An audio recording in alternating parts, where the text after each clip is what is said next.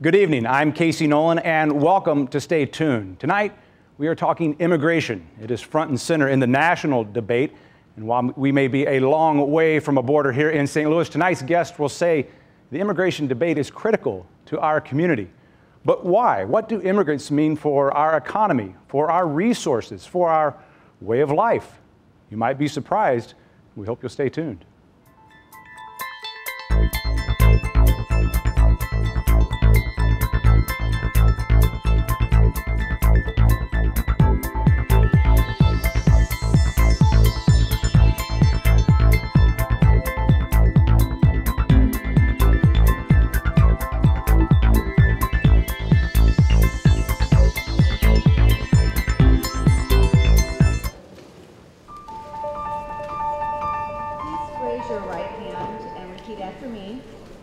I hereby declare on oath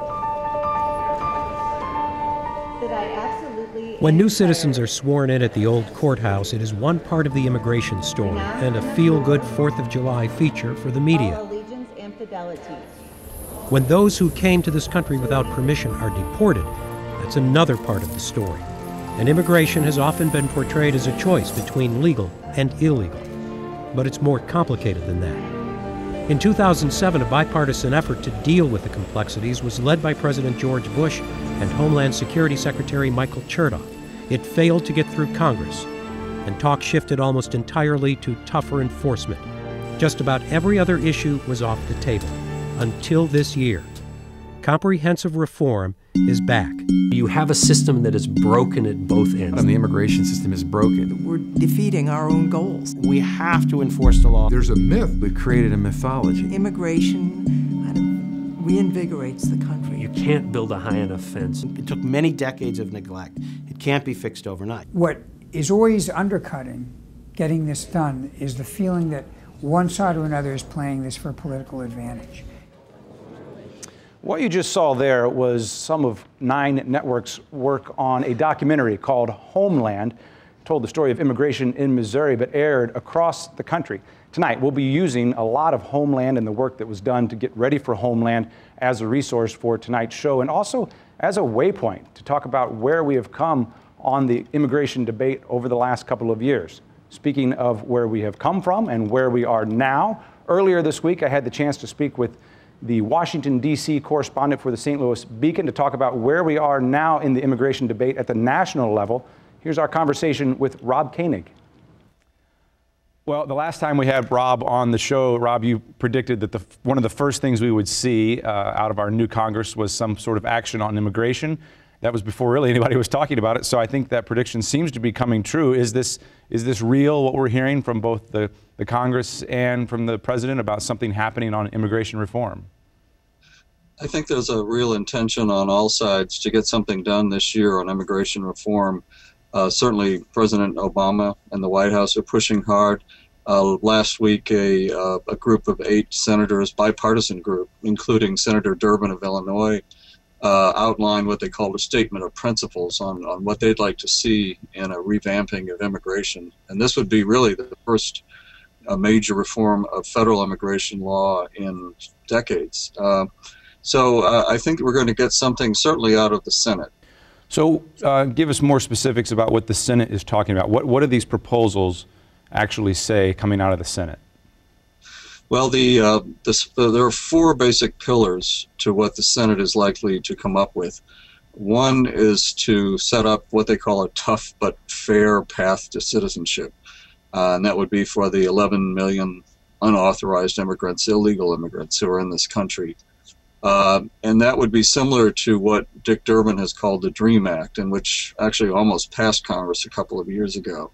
However, there may be adjustments to exactly what hoops these people have to jump through in order to gain either citizenship or legal permanent residency. And also, that would be contingent on further securing of our borders, especially with Mexico, and also probably some sort of an employment verification system. Most people think of that in terms of a national ID of some sort that would allow you quite easily and quickly to determine who's here legally and who's not. Another part of the system would be what they call improving the process under which future workers who are now abroad can be legally admitted to this country to fill certain positions. Let's say, for example, migrant workers from Mexico who are brought in over the southern border during picking season to help pick apples and fruits and vegetables, but then go back to Mexico. To make it a bit easier to do that legally, and to also discourage people from staying in the U.S. after they come here to do that. And I think there will be other bells and whistles on the immigration plan, but I think those are the main elements. You mentioned earlier the kind of the divide, again, with Republicans and Democrats. The Republicans obviously controlling the House, Democrats the Senate, but there seems to be bipartisan support in the Senate. Can you talk about that? There is, at the moment, some bipartisan support. There are two main players here. Senator Marco Rubio, who's a Cuban-American, who lives in Florida and obviously wants to run for president on the Republican side in 2016, is a force here. He has been very active among the 8 senators who are trying to come up with a bipartisan compromise. On the House side, you have Paul Ryan, who was the vice presidential nominee with Mitt Romney, and he also, many people say, is likely to run for president on the Republican side. And he's a little more conservative on immigration issues. However, I think he's moving a bit, and the reason they're moving, politically at least, is because Romney and many other Republicans on the ticket in November badly lost the Latino vote. Who from the St. Louis metro area delegation, or even from farther out in Missouri or Illinois, is going to be involved heavily in this immigration issue?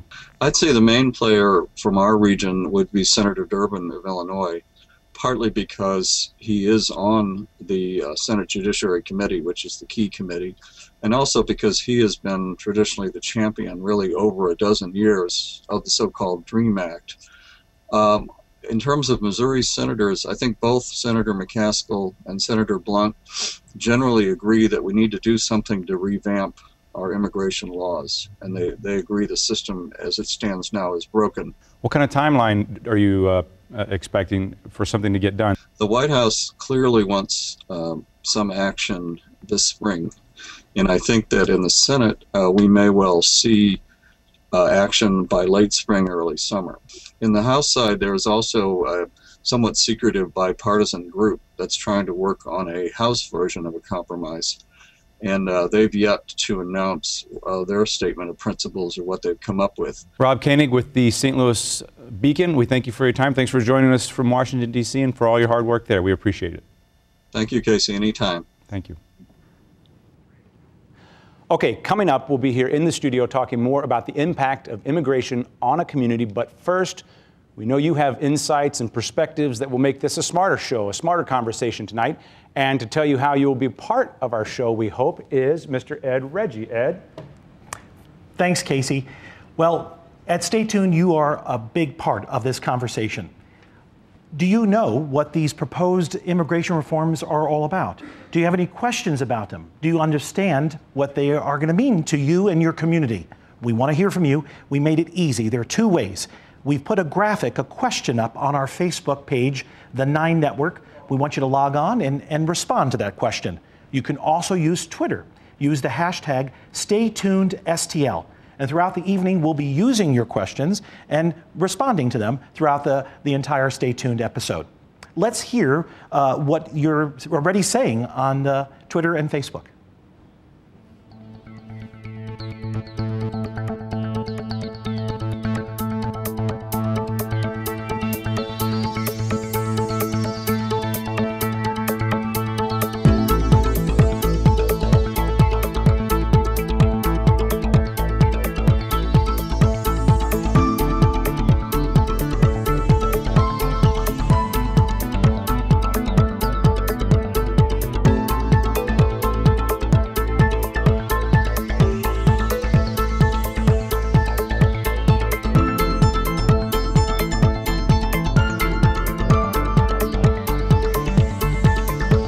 the tweets are already getting a reaction from the table here, so keep them coming.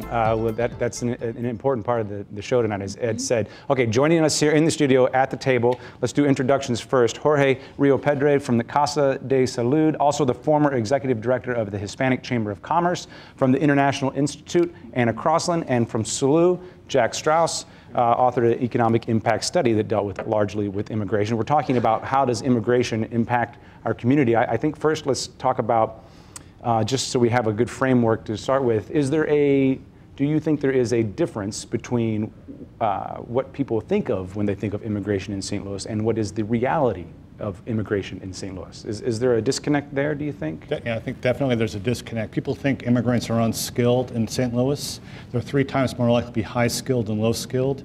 They're significantly more likely to be doctors and lawyers and earn over $75,000 than native-born Americans. $75,000 more than native? No, they're typically more likely to earn $70,000 than an average native-born American. Right. They're much more likely to have PhDs, doctorate degrees, and bachelor's degrees than the average person born in St. Louis. And also here in St. Louis, a disproportionately large part of our immigrant population happens to be refugees who are fleeing war-torn countries from around the world. And because they arrive over here basically with the clothes on their backs, people think they're poor and they're always going to stay poor. When the reality is a decade, 2 decades later, they've become immigrant entrepreneurs themselves, and they've bought houses and they've pursued the American dream. We have a small business development program where we do micro-lending, and they actually have to borrow at a higher rate than from the banks because they don't have collateral and things like that. But they pay them back. We've done over 500 loans in the last 10 years, and those businesses, 70% of them at 36 months are still operating, which is a very good rate even in the most recent economy. And the Regional Commerce and Growth Association estimates the positive economic value just from those 500 businesses at more than $140 million. Okay, so that's scratching the surface there. What does our immigrant population do for our community? It builds our community. It builds it economically. It builds it culturally. We have more diversity, which is always a wonderful thing for a community. And we have people who are coming here, and look at the people who come to Casa de Salud who are the more unskilled, but nevertheless are working 6 days a week, usually. They are trying to build a life for themselves and for their children, and in doing so, really build up St. Louis. I think it's a key factor as St. Louis tries to become a more metropolitan and more diverse city. I think a second misconception is that we have a lot of immigrants. We're a top 20 city, but we're falling out of the top 20 because we have the lowest amount of immigrants of any top 20 city. We have 1/4 that of other top 20 cities like Chicago or New York. And so our population growth is stagnant, and that's one reason why businesses want to encourage more immigrants. It helps everyone. Immigrants buy goods here. Since 1950, the population of the city of St. Louis has dropped from 850,000 people to about 319,000 today. And part of that has to do with the fact that we've had no new growth. And the new growth in many of the major metropolitan areas around the country has come through immigration. But here in the St. Louis City and County area, immigration is really about 4.5% compared to a national average of about 14%. So we just don't have the number of immigrants here that you're seeing in many other parts of the country. Just let's back up for just 1 second. You talk about the high-skilled, the educated. Is that's just happening at WashU, right? I mean, that's just over at the medical school. It's at WashU, it's at St. Louis, it's at Boeing, it's at Monsanto, Sigma Ultra. Plant Science Center. I mean, you look at some of these places, and the science and engineering people who are there, they're all, lots and lots of them are Asian, and that's part of why, the numbers of Asians here in Missouri are actually growing faster than Latinos. Great. So the immigration debate is not controversial at all. This is perfect. We can all go home now. No, I mean, a lot of people. It's very interesting because the big issue is not that these good things are happening, but that the national debate and what's been going on in-house, how it has become so polarized, has really made it difficult for people who have numbers and facts and who can tell stories to tell a story and have people really be able to believe it. And the issue is that the controversy is the undocumented. And actually, our region does not have as many undocumented as many other cities. We tend to have a lot of, as Anna said, Asians who tend to do quite well in our area. And even the undocumented do fairly well. I mean, their kids grow up, they attend our schools, they become Americans very quickly. Yeah, and I think that's a really important thing too, is that next generation. Really the issue of, they may arrive over here, whether they're refugees, whether they're undocumented, et cetera, but they have such a strong drive to acquire education and for the next generation to do better than they did, that what you see is you see these kids grow up. Parents work 18 hours a day like my mom did in a restaurant, but all 4 of her kids went to college and became professionals at that point, and that becomes the next generation of the story of immigrants. But we do have some undocumented immigrants, and some may argue that whatever goes on nationally will have an impact on that here as well. And there's a lot of people concerned about the resources that we can't provide for folks who are legally residents or citizens here now. What do you say to that? That's looking at a zero-sum game. I mean, what Jack's research clearly shows is that immigration, whether of the documented or undocumented variety, builds jobs, builds economic vitality. And so if it's framed in such a way that, oh, we can't support more people, it's the reverse. We need more people so that we can build a larger pie. And I think that's a real disconnect. Yeah. One of the things that we've been recently reading about, and in fact the national news, is zero population growth among many of the native-born American populations here.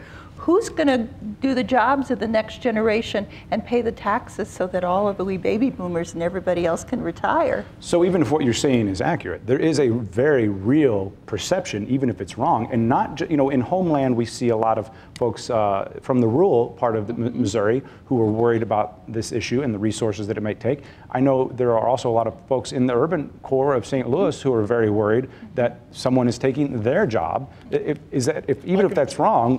So I think that's a misconception. For instance, as Anna mentioned, the city of St. Louis, we're shutting down school systems because we don't have kids. We don't have people living in the city. And who loses? Well, African-American teachers and the principals and the janitors as well.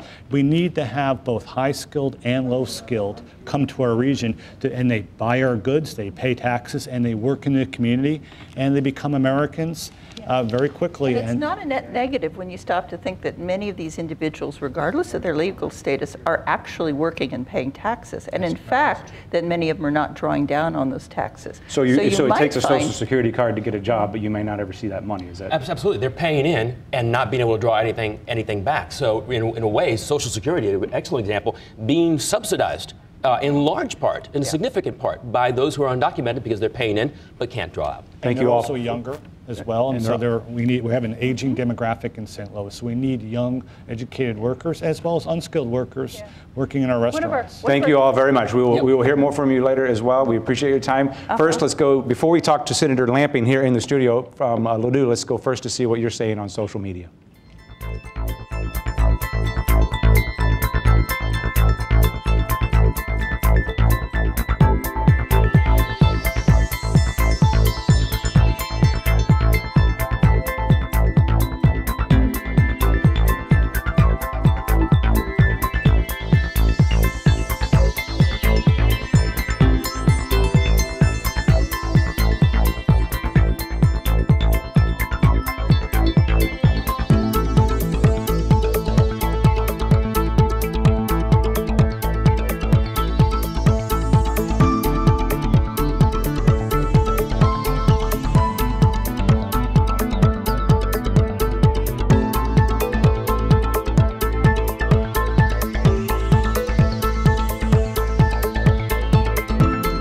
Okay, welcome back into the studio, State Senator John Lamping from Ladue, Republican, also part of a Blue Ribbon Committee on Immigration in Missouri. So before we dive into maybe a little bit of what we just heard there, this debate is a very national debate. What do you think is going to be changing, if anything, in Missouri? Where do you see this playing out at the state level? What are you going to see in Missouri? I mean, we in the General Assembly are very excited by the fact that the federal government is finally taking up this issue. I think after the 2007 reform opportunity failed, you saw states all around the country, and primarily the border states originally, and then ultimately Missouri, feel like this is something they're going to have to take on themselves. And the reality is that this is not a problem for the state to solve. So what you're going to see this year is we're celebrating the fact that there's a national conversation. We are doing everything we can to try to make ourselves appear to be more appealing to the immigrant population. We're really excited about the opportunity to reform. Much was mentioned before about the demographics of St. Louis City, St. Louis County, and our state as a whole. And the way forward for the state with regard to demographics centers around immigration. Okay, so what would you like to see? Do you buy what we just heard there, that there's a lot of positive put on the table there about immigration? What do you hear from your constituents? Are they pushing back on that at all? Well, no, the problem needs to be solved, and so our hope is that the problem is fixed at the federal level, and then the demographics of the state are very poor. So the city, we talked about the city population falling, the county lost population for the very first time in the census, and the state itself lost a congressional seat yet again. The birth rate amongst the white population is down to 1.5, national population 1.9, 2.1 replaces the population. So any society that has a growing population, you see economic growth and opportunity. Missouri doesn't have that. It's going to be solved by immigration. What are the trade-offs? What's the downside to this? I think there's no downside to legal immigration. So I think if this is reconciled and the immigrants become legal and the country as a whole is satisfied with the outcome, I think it's a positive. You look at the history of our country, it's been wave upon wave of legal immigration that drove our country forward. Okay, so what about illegal immigration? Is that a concern? Well, of course. I'm old enough to remember the '86 reform. And I think that what we can't have happen is what happened between '86 and now. I think for the country to celebrate reform, there has to be a sense of deep confidence that that won't happen again. Take us back to then. What did happen? This is when President Reagan provided what a lot of people consider just flat amnesty. What don't you think should be repeated about that '86? Well, it ended up being amnesty, but there wasn't protections with respect to the continuation of illegal immigration into the country. So I think for the country to celebrate and to rally behind and have a vast majority of the country feel that this is the right step, they have to be confident of the fact that this won't happen again. That 10, 15, 20 years now, we're trying to reconcile what do we do with 10, 15 million people who are here undocumented. Okay, go back to when I introduced you, we talked about you're on the blue ribbon community. As you pointed out, this is not a state issue that the state can necessarily solve itself, other than you spoke about the border states kind of taking on. What is the blue ribbon community here's do? the blue ribbon panel. What we did is the last 2 years, Missouri kind of got caught up with the other states in terms of the frustration about the lack of movement at the federal level. We tried to introduce laws that we thought could be effective in really fixing a federal problem. And I'm new to the General Assembly as of 2 years ago. So what we did at the end of last May, when we finished our session, was to form a panel to go out into the community and to hear from leaders, to hear your panel tonight. We heard from all of them. We learned about what was going on. We learned the positives and negatives. We learned the need for immigration populations to grow in Missouri. We met in St. Louis, we met in Kansas City, met in Jefferson City. And so what became of that panel discussion was some minor things the state can do, like licensing and accreditation. But more importantly, it kind of put us at ease. We were going to try to do what we could to attract immigrants to Missouri. And now, after the election cycle was over, and now this becomes the federal talk, we're very pleased. Let's go back one more time to your introduction. I said you're a Republican from Ladue, and then maybe let's go back to my first question to the table when I said, is there a disconnect and some misconceptions about immigration? I don't think immigration is a top issue for Ladue. Why is this important to you? Where does your passion come for this to be on this committee? Well, I mean, I want to see Missouri be an economic success. Missouri's GDP is exactly the same as it was 4 years ago, and the prospects for resurgence of our state's GDP is very slim. It's tied to demographics. And I have a passion for St. Louis. I grew up here. I love St. Louis. I hate to see what's been happening to St. Louis. I was disturbed. It was the first time where St. Louis County lost population in my lifetime. And those trends are going to continue. We're going to solve for it through immigration. State Senator John Lamping, thank you for your time. Thanks for having me on. Thank you for being in the studio. And speaking of the economy, something that comes up a lot is the best and the brightest in our country working their way through the immigration system. Let's go back to some folks we first met through the Homeland series. We're joined by Wei-Jin Chua Yankelevich. Did I say your last name right? Yes. Very good, which is a new last name. Congratulations. Thank you. Before we talk about that aspect of your personal life, if you don't mind, let's take a look back first at when we first met you here at the 9 Network as part of our series, Homeland. Cheers. Wei-Jin Chua is from Taiwan. In the field of immunology, she's one of the world's best and brightest. One of my New Year's resolutions is to learn how to watch football, American football. What is the first down? First down. If I cannot find a job to secure my visa status, I will have to leave the country. We don't want to suggest that there isn't always going to be a place for people who have extraordinary talent and ability. If we don't get them, somebody else will. We should compete for the world's best and the brightest. But a lot of people coming in under these 4-year degree H-1B programs do not possess skills that aren't substitutes for available American talent. And one of the myths I think you see that's out there is a job that's held by a foreign-born scientist is a job that has been taken away from an American. But often it's the creation of 3 or 4 more jobs for Americans because some of the brightest people in Silicon Valley and in other parts of the world were born elsewhere. To stay in this country, Wei Jian needs an H-1B specialty occupation visa. It's a complicated and expensive process, and only an employer can get her one. Right now, she just needs to get temporary status to find a job in the U.S. If you're unable to complete the degree by the day you choose, it can cause some major delays. Basically, we might have to cancel it, shift the I-20, extend it, and then have you reapply for OPT. Kind of complicated to figure it out, isn't it? Yeah. Then you'll have to worry about the H-1B, which is more complicated. Another issue? It's another level of complexity. I will definitely look at job opportunities back in my home country. So when I visited back in Taiwan, I just talk with people and then see if there are job opportunities out there. Take me back for just a second, if you would. Tell me why you wanted to come to Washington University, to the United States from Taiwan to study. Oh, it's obvious. Well, tell me anyway. Sure. There's no question that this country offers the best research environment. And with that knowledge, remind us what you're doing now. What is your line of work now?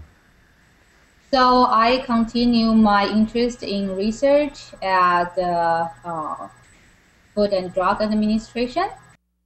Was there a time when you thought you would not be staying in the U.S.? I thought about that possibility 2 years before I graduated because a lot of positions in private sectors and government will require my status to be a green card holder or American citizen. So to be fair, after I met my husband and we are aware that we can apply for green card for me through marriage. So the visa issue has become less concern. Talk about the job search. It can be expensive for employers to sponsor someone who needs a green card. What was your job search like? So when before I arrived at the FDA, they informed me that they will not be able to give me H-1B. So I said, what can you offer? Because the extension of my student visa can only allow me to work for 1 year. So they say, well, we can get you J-1 visa. We have done that for many people. But then when my husband and I look into that pathway, we realize J-1 is pretty problematic. If you choose not to acquire the waiver, then you have to leave the country for at least 2 years before you can apply for another visa or before you can come back to the country to work. Have you been following what's in the news lately in terms of what the president is saying, what the Senate is proposing, what the House is considering? I didn't expect it can happen 7 or 8 years ago. So I thought this new change is very encouraging, and it actually, I think it's not only to keep people, to keep friends in the country. I also believe it also helps with the so-called global economy of the country. Wei Jian, thank you so much for your time. It was great to catch up with you and see you again. Thank you so much. Thank you, Casey. We're joined by Ted Alden from his office in Washington, D.C. on the Council for Foreign Relations. Ted, thanks for your time. Let's jump right in here because we just heard from a young woman, Wei Jian. Are we doing a disservice to ourselves in that area when it comes to the, quote, best and the brightest? I don't think there's any question that, particularly if you are a foreign student from China or from India, the bigger countries, the path to permanent residence and citizenship in the United States is a very long one. It's hard even to find some kind of temporary visa to allow you to stay after you graduate. There's something that people throw around they call the Staple Act, if you will, where we just staple that visa to that diploma. Is that a good idea? It's an idea that's been floating around and was endorsed by what's been called the Gang of Eight, the Republican and Democratic senators who've recently put out a comprehensive immigration reform proposal. And the idea is if you're graduating in a field for which there's clearly pretty high demand in the United States, science and engineering disciplines, that you would have a much faster track to a green card. I mean, I think the staple is a bit of a euphemism. It would happen automatically. There's a process you'd have to go through and background checks and other things, but it would be much more automatic than the current system, which is a long and arduous path to permanent residency here in the United States. What does that do for me if I'm already a U.S. citizen, though, and I have my engineering degree? Does that kind of devalue the engineers that are already here? Yeah, I think that's one of the reasons that it's controversial. I think the problem with that way of looking at the issue is we don't live in an economy where the pie is fixed and the number of jobs are fixed. So if you look at people with engineering and science degrees, these people produce patents, they produce innovative ideas. Very often they start new companies that employ new people. We live in an economic age now in which advantages come largely from innovation. And innovation is largely the product of having smart people. So you don't separate immigration policy from our economy and from the global economy, I guess. No, I think they're intimately linked. We need to have an immigration policy that does more to support U.S. economic growth. We've never really thought about our immigration policy in those terms before, and we're in a far more competitive world economy, one in which the United States is not doing nearly as well as we need to be doing. So I think that clearly has to be a top priority. Okay. We are going back into the studio now, back here at the community table with some members of the community to talk about this issue. Let me do introductions. Joe Wilson, a St. Louis University law student. Amir Kurtovic, I'm sorry. The problem is I try to read instead of say. Kurtovic. Amir reports for the St. Louis Business Journal, and we were just talking, you immigrated to the U.S. at 13. We'll come back to that. That's a valuable resource in this conversation. Nadia Brown, St. Louis University professor of political science, teaching a course on immigration right now. Something was resonating with you. We were kind of talking off camera of what you just heard with our conversation with Ted Alden there. Pick up on what you just heard there, and let's open the conversation that way. Yeah, sure. So a lot of my reporting right now is about young entrepreneurs and tech startups doing all these really cool things, and you just heard how hard it is for somebody to get an H-1B visa and shortage of engineers, but the immigration system right now actually makes it even harder to bring in your company. So if you're the founder of a company, to come here, it's almost impossible because you can't get a visa unless you have a job, unless you have a company that is signing you up to come here. So I report on several people who have brought companies internationally here to St. Louis, and they're flying back and forth on tourist visas, staying here for a couple of weeks, flying back, coming back here because it's almost impossible to get a visa as a founder of a company. Which is ironic because the Immigration Act of 1965 was established to bring in high-skilled laborers and remove the quota system. So it really overturned the Immigration Act of 1924 and the McCarran-Walter Act. But now we're seeing there is a problem in retaining and keeping these high-skilled laborers that the Immigration Act 1965 sought to do. So it's just disappointing that we lose people. It's so sad. The region could really use more of that. We could use more people who want to start companies. We could use more people who are highly trained in the area. I think the phrase that we used earlier at the table here with Professor Strauss and others was make the pie. It's not about divvying the pie up, but making the pie bigger for everyone. It's disappointing when people talk about immigrants are taking our jobs as if there's only a finite amount that we can't make more, that you can't expand that. If we have more people here who are intelligent and who are working hard and who want to start these companies, more jobs will come of that. There's not a finite amount of jobs in the world. But I think if the conversation on immigration was simply around jobs and access to economic resources, that would be one thing. But inherently, talks around immigration are about who is America, what's America's identity. And ideally, right, the immigrants really challenged who America is and who Americans see themselves as. So immigration was founded really on white supremacy and keeping out others that didn't fit the look that America was supposed to have. So Benjamin Franklin really famously in the 1700s talks about Germans coming in, and these are not Anglo-Saxons, right? They're Germifying Philadelphia. So today, right, our look is black and brown others, right? And how does this change who America is? Who does America see herself as? And are people that are brown, or is it people that speak a different language, have a different cultural background than the immigrants that came from previous generations? And I think it's that story about fear, about what does America, is America afraid to change its look? Talk about your personal experience. You were telling me you came here at 13. Give us a little snapshot of your experience and what that's been like here in St. Louis. Well, so essentially our story is that, we came here, my parents decided to come here. You're Bosnian? Yes, I'm Bosnian. So our parents decided to come here. They had the option of going back to Bosnia after the war or coming here, and they decided to come here to give us a better life, essentially. Me and my sister, to make sure that we can go to school and, make something of ourselves and have, the opportunity. And that's essentially what I think anybody who comes here, that's what they really want. Nobody wants to come here to leech off the Social Security system or anything like that. People come here because they want to have the opportunity at a better life. Well, let's go back to what Nadia was saying. Is an awkward question, perhaps, but I'll just say it. Is it easier for you because you might look what people expect Americans to look like? Yeah, as soon as somebody tries to pronounce my name, though, it's no, I understand that, yes, and it is. I'm letting that go, by the way. Yeah. But I think you have to, there are certain things that, from official policy that a state can do to promote immigration.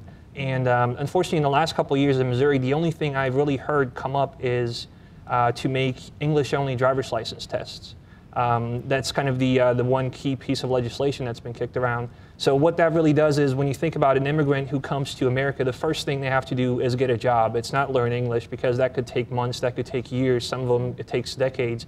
But nobody's going to support you for decades until you learn English and you can, pass your driver's license test and then maybe get a job because you have a car that you can drive to your job to now. So it's those kinds of issues that, may not seem like a big thing, and it's kind of a small legislative thing that, we're just changing how driver's licenses are handed out. But those are kind of, really important issues that if you want to come here and you want to work, you need to drive. And if somebody is making it harder for you, then you might just go to Illinois or any other state where it's easier to do that. It's a very personal story with immigration. How does immigration, does it impact your daily lives here in St. Louis for the two of you? I'm curious. No, you're a native St. Louisan. The biggest impact that it's had was actually, I made lots of Bosnian friends when I was younger, and it was really eye-opening to hear some of their stories. Some of these friends of mine, we talked about our childhoods as I've known them over the course of years, and their earliest family photos are of them standing on top of a Russian tank in Bosnia holding an AK-47. That was a family picture for them. They grew up in a very different world, and it's interesting to hear this stuff. It's a side of the world that I don't get to see. Nadia, why it's a very kumbaya night here on Stay Tuned. We all seem to think immigration is great. That certainly isn't the vibe you get when you hear this nationally, although that is changing a little bit now with both parties seemingly on board with a seriousness about reform. Right. But why is it not this calm and collected on the national debate? Right. Well, and even here, still, I maintain a lot. Right. Well, I agree. And I was sharing with my colleagues here on Twitter before coming on. And I think what we're going to see much more in the national debate is thinking around family reunification. So President Obama in the White House plan has incorporations for same-sex couples to join their partners. That's probably not going to fly, right, with the House plan and whatever the Senate will set out when they set that out. Also, the implications for transgendered, queer, and particularly women of color who might have different names, who might, get married, change their name. They'll have different implications in trying to get jobs, keep jobs. Those that are transgendered might have issues being outed by employee verification systems. And I think some of this messy details, the stuff that comes out in making the sausage, right? We all want to talk about the sausage as immigration reform, but what actually is going to come out might be really detrimental for the most marginalized. And I think those are where we're going to have some of these really sustained conversations, especially in this new Congress where there's more women, there's a little bit more diversity in this Congress, which I'm hoping will really push forth some of these really radical issues around equality and who do we see America, what's the face of America, and are we taking care of the most marginalized? Amir, I'll give you the last word on immigration. Tonight's conversation, what stands out so far to you? I mean, what I really like to see is that there is more of a focus, and this time around, I think there's more reasoned debate. At least I hope so. There are not too many people screaming build a fence or at least for right now. So I'm hopeful that we can have a good debate. I hope you'll all stick around because we do a little post show, and we'll hear more from you then that we kick up onto the web. So don't go anywhere. But first, before we get to that, and before we get to another in-studio interview, we're going to go back and hear more of the conversation we had earlier this week with Ted Alden from the Council on Foreign Relations. What do you do with 11 million people who are illegally in the country? Well, I think one of the things that we have seen since the election is leading Republicans and Democrats come together around the notion that, look, these people are just not going home. You can't deport your way out of the problem, even if you thought it was something that was reasonable to do. So we do now have a serious conversation going on about, okay, can we find some way to legalize these individuals to allow them to continue to live and work in the United States, as many have done for years? And then this raises several issues. I mean, one is what are the appropriate penalties? Everybody sort of agrees, well, look, these people broke the law and you don't want to offer a free pass. Of course, a lot of people worry about what an influx of immigration would do to our economy in terms of the strain on the services and the systems that we have up and running now. What do you say to that? So when we talk about the issue of, what do you do about the 11 million, those are people who are already here. So their kids are already going to school. They're already going to emergency rooms for treatment, which is the most expensive form of treatment. There are certainly legitimate issues about the burden these people may place on, Medicaid or Social Security or other parts of the government support system, and that's a topic under debate. If you look at what happened in 1986, when you give people permanent status and the possibility of citizenship, their productivity as individuals goes way up. They get paid higher wages because they're more secure in their jobs. Their kids tend to do better in school. They become more valuable to us. Are you optimistic that something might actually happen on immigration reform now, and if so, why now? Yeah, I am the most optimistic I have been. The dynamic in Washington really changed quite dramatically as a result of the last election. That's not to say it will be easy. Nothing is easy in Washington these days, and anyone could come up with a variety of scenarios where the effort will not succeed. But for the first time in many years, we really are seeing serious bipartisan cooperation to try to find a way to pass legislation. In addition to the election, what about, does our economy, the state of our economy, perhaps we're on a slow and steady recovery pace right now, does that play a role in immigration reform and the appetite to take that on? It may. I mean, if you look back at the last big effort in 2006, 2007, the economy was very strong. And it turned out that was kind of a double-edged sword. The good thing is, well, in a strong economy, you can say, we want more immigrants because the jobs are there and they won't be displacing Americans, and therefore it's a good thing. The downside of a strong economy turns out to be that it attracts a lot of people to come to the United States illegally. So I think we may be in kind of a sweet spot here where the economy is weak enough that we don't see large numbers of illegal immigrants, but improving enough that people are a little more optimistic about job prospects in the future and a little less scared about immigrant labor competitions. There's pretty strong consensus. It would not be difficult to get legislation through the House and the Senate to make it easier for skilled immigrants to come and stay in the United States. You could do that pretty easily. You could probably do what they call the DREAM Act, which would legalize status and offer a path to citizenship for young people who were brought here by their parents. But the fear is that the piece that gets left out is, what do you do about the bulk of those 11 million unauthorized immigrants? And because that's probably the toughest piece, particularly for Republicans, the worry about a piecemeal approach is that never gets done. So I think the focus currently is on trying to do some kind of comprehensive legislation. What do you think it will take for something to actually get done on immigration reform? You've got a lot of Republican members who come from essentially safe districts where the only threat to their political future is a primary challenge. And if you're one of those representatives and you take a vote in favor of what Republicans have called amnesty for illegal immigrants, that's almost certain to trigger a primary challenge. So this is a real task for the Republican leadership, to try to persuade those reluctant members that it's in the interests of the Republican Party to move on this issue, and that those members should be willing to take that kind of tough vote. On the Democratic side, I think there's an equal danger that Democrats will overplay their hand.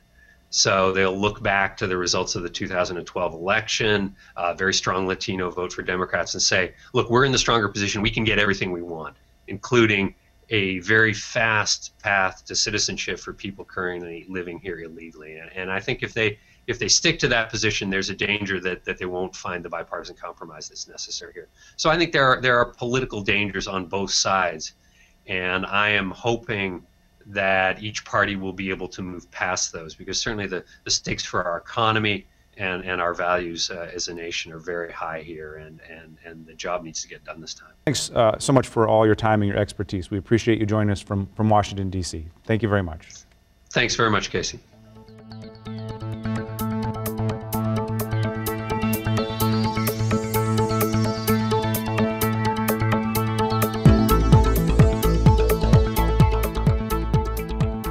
Okay, we're back in the studio for our wrap-up interview with John Ahman from St. Louis University Law School. Thanks for being here with us. Just before we went on, I asked you kind of what was standing out to you, and perhaps I was a little guilty of being misguided when I asked the senator from Ladue why he had such a passion about this issue, because I, perhaps mistakenly, didn't think that was a core issue for Ladue. Tell me your thoughts on that when I asked him that question. Casey, I think it's a community like Ladue that will make this immigration reform happen, and here's why. In Ladue, there are a lot of families who hire domestic workers, gardeners, nannies, maids, and many of them are undocumented. And Senator McCain of Arizona, a Republican, made this point just last week. If we can trust our children and our homes to these workers, good, hardworking people, why can't we trust them to be citizens? So I think Ladue is a great example of why we're going to get this immigration reform, because I think St. Louis is a good community. The people of Ladue are good people, and they know that these are hardworking people and they should have a path to citizenship. Going back to the top of the show, we got our guest laid out for us the picture of immigration in St. Louis. That might be the first thing that comes to people's mind when we talk about immigration, but it's a lot broader than that. Would you agree with that in terms of what immigration looks like here in St. Louis and what it means to our region? You've heard a lot of great comments tonight about the economic benefits and everything. And the city of St. Louis understands it, because the city's always been welcoming to the Bosnians and the Hispanics.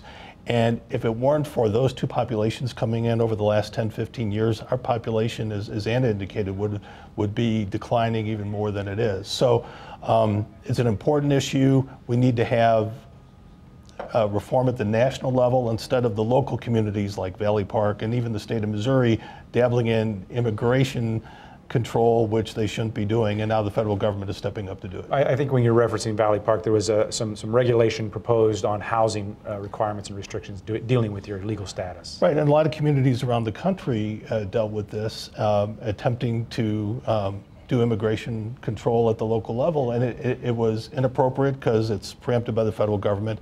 And Now, in their defense, what they're going to say is because they took those steps over the last few years, they're the ones that got the federal government to finally act. So if they want to take credit for that, that's fine. But it's clear now moving forward, Congress, if they have any kind of reform at all, comprehensive or even less than comprehensive, the message is clear that the states and the local municipalities need to stay out of this. Okay, stay out of it legally, but is there something that St. Louis can be doing as a region to roll out the welcome mat a little more, or should we, or are we already? Well, Anna Crossland's International Institute is really the premier agency helping people get businesses started, helping people learn English, helping them pass the citizenship test. So we have a great social network. Jorge's Casa de Salud providing free medical care to immigrants. So we've got that network. We could do a lot more, but I think we are a welcoming community, and that's why communities like St. Louis are going to help the reform happen.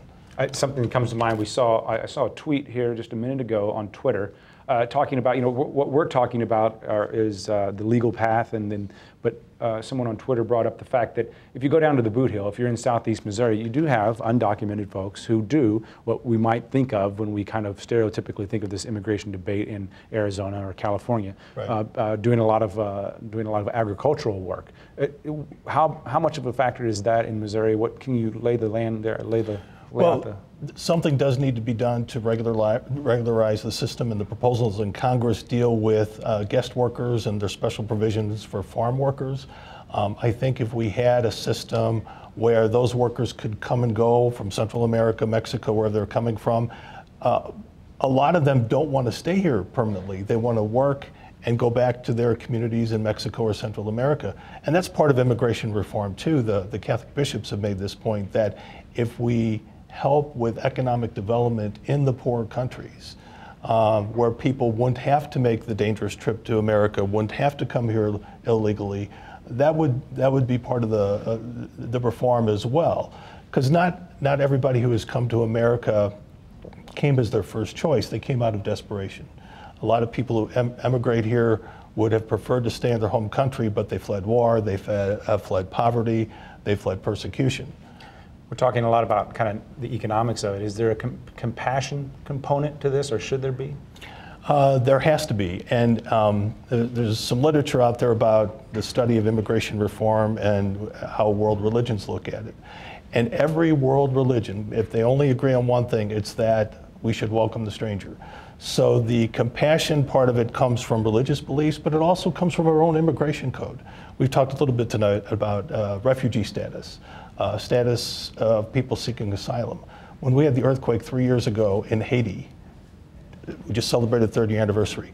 Devastating earthquake. Tens of thousands of Haitians were in the United States at that time. Within 2 weeks of the earthquake, we gave them legal status, not citizenship, but we gave them legal status out of a sense of compassion. So the immigration code already has compassionate parts to it. Some of those need to be expanded. I mean, is it any different to be fleeing a country because of a natural disaster, or fleeing because drug dealers have beheaded your uncle in Mexico? How is that any different? People are fleeing out of desperation, and we should be compassionate about that. Something Nadia Brown brought up was just how immigrants are accepted because of what they mean for our culture. Talk about our history as a nation of immigrants. How vital is that to have it continue?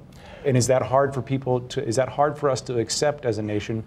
And is it always hard for the current established Americans to accept the new wave that changes the complexion of the country? On all kinds of levels. I don't just mean the actual complexion. Right. You know, Casey, it should not be hard in a place like St. Louis. St. Louis is a city of immigrants, and all the great vitality of the neighborhoods, the Hill and everything else. So St. Louis of all places should understand this, and you just have to drive down South Grand and drive through the Bosnian communities and the Hispanic communities and the diversity of restaurants and businesses and neighborhoods. So I think St. Louis gets it. I think of more so than other places. Maybe in outstate Missouri, they don't understand it as well as we do in the city. And maybe a little bit of evidence of that is talking with the International Institute. Many more Bosnians than the first wave that settled here now live here. Thank you for your time. We appreciate it. John Amann from St. Louis University. Thanks for being with us and for helping us out. We're going to go back over to Ed now. Ed? Thanks, Casey. Well, we want you to continue the conversation. In fact, we're going to stick around and have an after show where you could watch it online. You can go to staytuned.9net.org, or we also want you to continue the conversation in a project that 9 Network has been working on for the past 2 years, which has resulted in a very comprehensive body of work on immigration, and it's very relevant now. So you could visit that website by going to www.explorehomeland.org.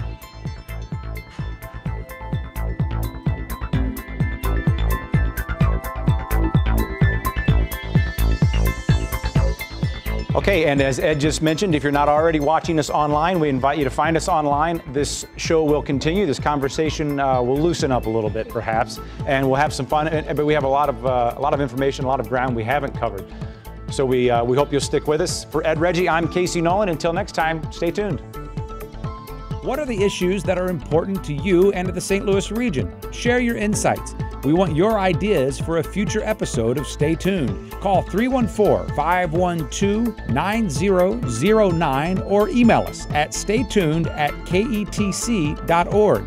Would you like to be a live audience member on Stay Tuned? Email us at audience@ketc.org. And you can always connect with Stay Tuned on Facebook and Twitter.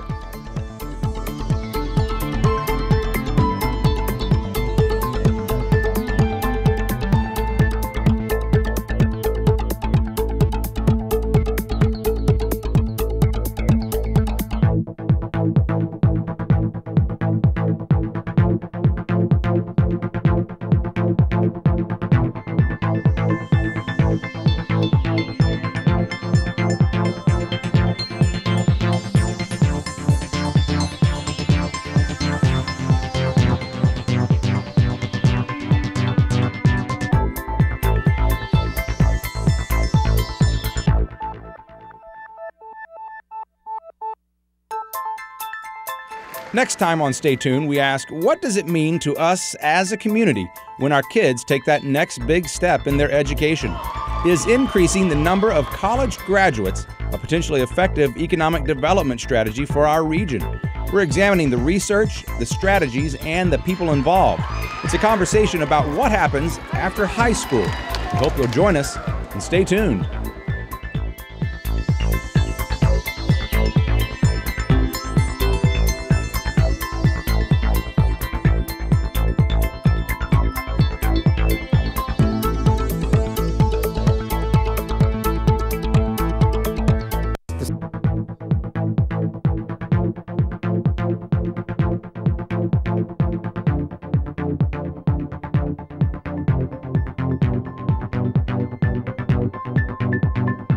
Okay, so we're keeping the conversation rolling along here online. I went back, and this is a little facts cheat sheet I have from Jack Strauss's research that I want to. These are some fascinating things in here that I might throw out. But first, before we do that, let's just open it up. And what should your charming but a little dense host have asked you that he didn't tonight that you wish we could have talked about?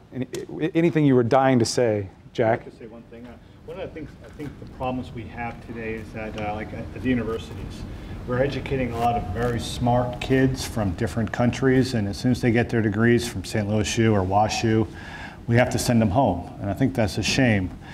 We have to make it easier for people with college degrees or advanced, including bachelor's, master's, and particularly in the STEM research, but almost all disciplines. We have to make it easier for them to stay here and work in our community. But now that's something we talked about with Mr. Alden on the Hangout earlier in the week, and something I asked him, I'll ask you. There's a lot of people who would say, okay, that's great, but now you just put an engineer from St. Louis out of work, or whomever, that you are, if not put them out of work, you've diluted the engineering pool.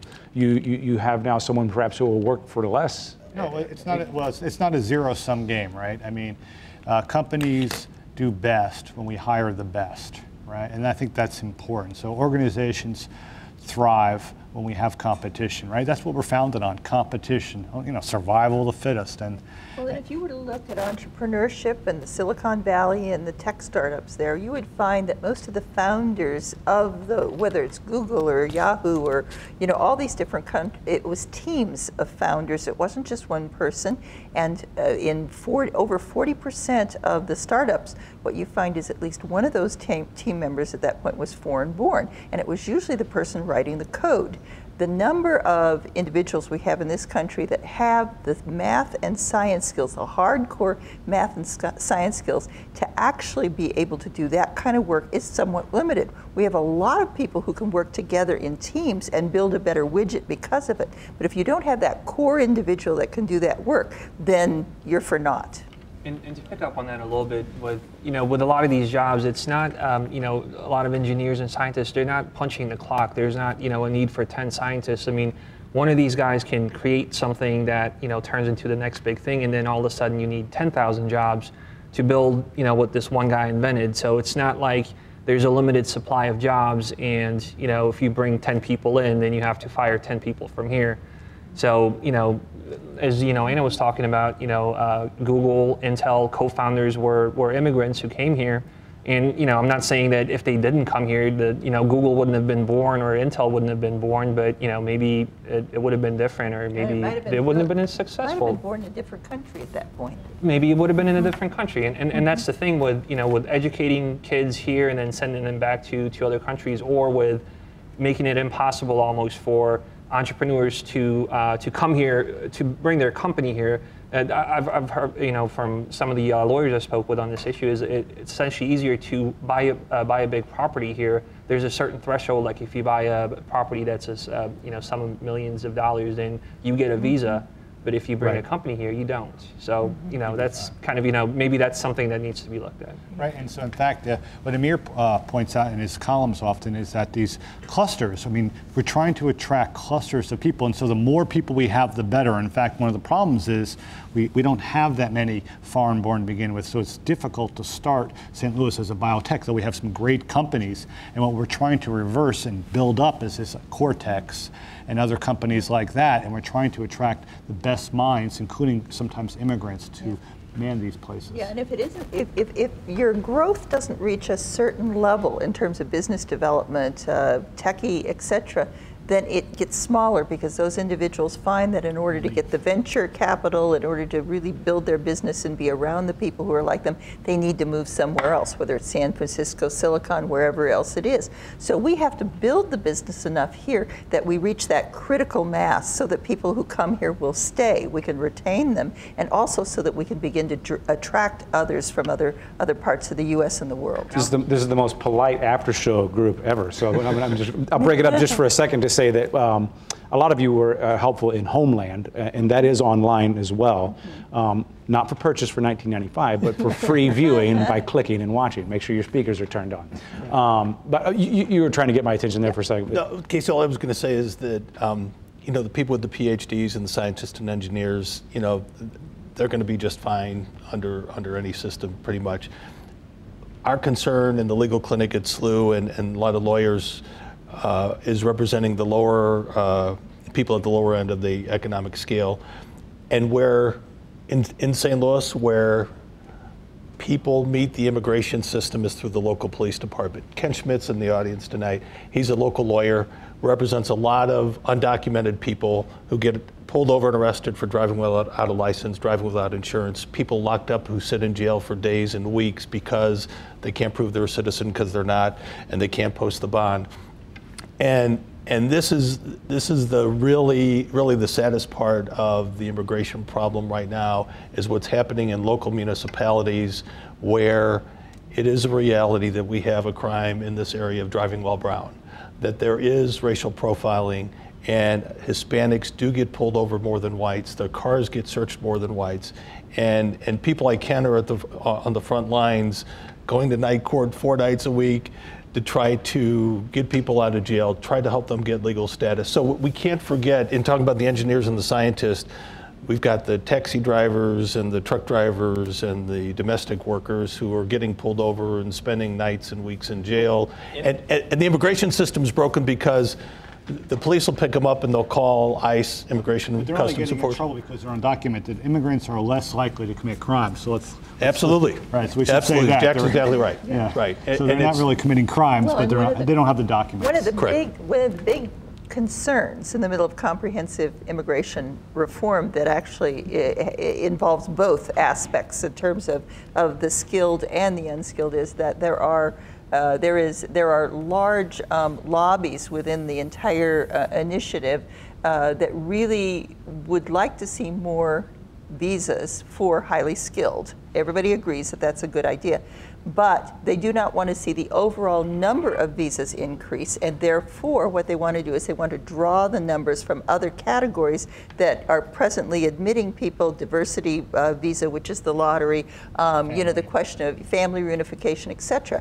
And the really important thing to know about this is that whether it's family reunification, whether it's refugees, whether it's diversity visas, entrepreneurs come from all of these categories, and their children grow up to become entrepreneurs themselves. And so this is not an either or. When we talk about immigration, comprehensive immigration reform, this is both, and this is raising the entire number of visas, not just those by shifting around. Joe, we started the after show because I got tired of you talking my ear off after the program was over every week. So why are you being so quiet? I know something's on your brain. There's a lot of people smarter than me who have something good to say, so I'm trying to let them say their thing. It's fine. Go ahead. To touch on what you were saying about the sort of the lower end of the economic scale, someone on Twitter was pointing out that most of our entire conversation tonight has been about people who are highly trained, people who have PhDs and different kinds of advanced degrees. And we've kind of been avoiding the point that so much of our food is picked and processed and brought to us through very often illegal immigrant labor. Even here in Missouri. Yes. And not just what, I'm not saying not just what is trucked in from other states. Right, so if we want expensive food at restaurants, let's kick them out of the country. Yeah. Or if you want more food to spoil on the vine because they can't find labor. Well, and it's not just the agricultural, it's the livestock too. Let's face it, who's butchering the cattle and who's plucking the chicken feathers at that point? The bottom line is all this work is being done by immigrants, many of whom's legal status is questionable. And you brought up at the end of the show, not all of whom want to stay here either. But part of it, some of them can't, right? Because some of these guest workers get their papers taken or confiscated by those that they work for. So there's a whole underground economy and sector of people. Like indentured workers. Right, who are indentured workers, or modern day slavery, right? People that don't have their own rights to their labor. And it's because capitalists have taken away their very papers that brought them here to work. So they were documented at one point, and they no longer are. Well, and even with guest workers is a really interesting program because they quote unquote legally can, come to the United States for 6 months, whatever it is, to work. An employer will go to Mexico and hire the group and bring them up here. But the visa is associated with that employer. And so if that employer is abusive, underpays them, they can't leave. They have to return to Mexico. They can't just go and get another job for the balance of the visa time down the street. So it is a program that is fraught with all kinds of risk for these individuals who come because they are basically slaves. They are the modern day slaves at that point. And Casey, if we're talking about, the people who pick and grow the food and that sort of thing, it's much broader than that. With our aging population, who do we think is going to be changing the sheets on grandma's bed in the nursing home 10 years from now? It's going to be Hispanic workers from Central America and Mexico. I mean, our population in St. Louis, as all over the country, is aging rapidly, and we don't have enough young workers who want to do it, and to support the Social Security system and everything else. We're going to have a lot. The African American community has moved into healthcare tremendously, and now you're going to see the Hispanic community move in, maybe starting with undocumented workers, but we need workers for the nursing homes, for the medical community. But that's not just because the wages are so low. Oh, sorry, the wages are so low that the demographic winter has hit us, and we simply don't have enough people who are going to be able to do these kinds of jobs. But in you another also decade. want low wage. I mean, you do want low wages, otherwise for farm care, for this unskilled labor. Otherwise, if you pay them, $10 an hour, we have to pay twice as much for food. I had a chance a few years ago. I was in a discussion and heard Mark Krikorian, who's the head of FAIR, speak about some of these issues and about the changing demographics. And he said, I still remember this because it created such an image in my mind when he said, well, he said, we don't do enough in terms of mechanization in this country. We use labor, hands to do things. We could have more hydroponic tomatoes picked by machines and stuff. But then he used the hospital and the nursing home example, and he said, and there are these electronic mechanical beds now that can flip people, so that they, and I had this vision suddenly of like this future world of a warehouse full of these beds just lined up in a row, and once an hour the machine lifted them up and dropped them. And I said to him at that point, I said, well, I would sure as heck like to have a person flipping me so that if I fell on the floor at that point, someone would notice and pick me up. I think we should do a trust fall. I think that's where this conversation is going. Scary? I'm pretty sure Bugs Bunny got flipped in one of those beds. That doesn't sound. Okay, let's. All right, no more fooling around now, Joe. Okay, not just as an immigrant, but as someone who reports on immigration. No, you're fine. I'm sorry. It's a good story. It's going to be hard for you to follow. Anything you're working on now, or anything that you want to make sure we know about that you've discovered, you uncovered in your reporting on as this. Well, I mean, so I did a story on Jack's study when when it came out, and I know there's an effort going on in the county and the city.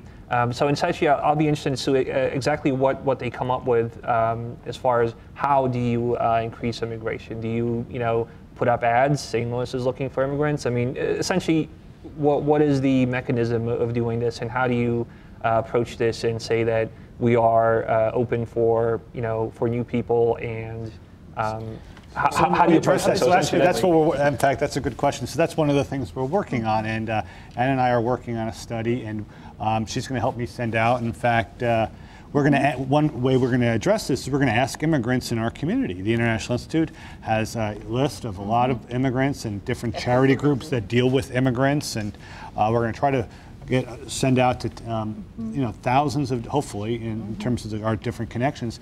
We're going to ask. Well, we're studying what other cities are doing, and then we're going to ask immigrants what they view as the advantages and limitations of St. Louis, and what we can do locally. Because again, a lot of it's decided in Washington.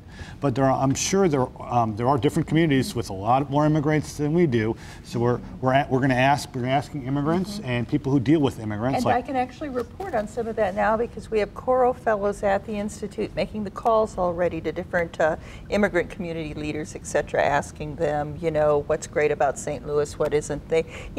Cost of living, affordable housing, all those kind of things are coming up as positives. And when you talk about negatives, are the negatives the fact that there aren't enough people that speak the language? Are there, sure, those kind of things are there, but the single overriding negative that's coming up in lots of different ways, shape, and form are attitudes among the native-born that are in the community, lack of a welcoming environment. We've got to leave it there because we want to clean out here. We're about to run out of our time on online. But speaking of online, more resources. Homeland is online. More you can find there, including a fascinating story. Speaking of policing in Kansas City, where a little sanctuary is developed, where the cops look the other way when it comes to illegal immigration. Thank you all for sticking around, both here in the studio and everyone watching online. Yeah, I forgot. That's what you could have said. Yeah.